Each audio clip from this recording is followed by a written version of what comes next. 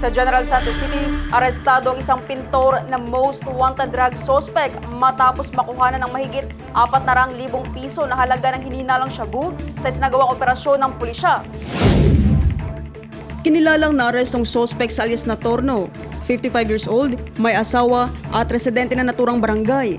Inaresto ang suspect araw ng Martes, May 19 sa bisa ng warrant of arrest para sa paglabag sa Section 11, Article 2 ng Republic Act 9165 o Comprehensive Dangerous Drugs Act of 2002.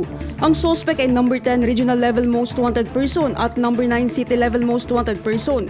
Nakumpiska umano mula sa posesyon ng suspect ang 4 na sachet ng hininalang shabu na nakalagay sa isang purse at isang all-weather glass pipe na may bakas din ng hininalang shabu. Tinatayang aabot sa 60 grams ang kabuang timbang ng mga nasamsam na illegal na droga na may standard drug price na umaabot ng 400 at 8,000 piso. Matapos ang operasyon, agad na dinala ang suspect sa Police Station 6 ng GSCPO para sa tamang dokumentasyon at disposisyon bago i-turn over sa kaukulang hukuman.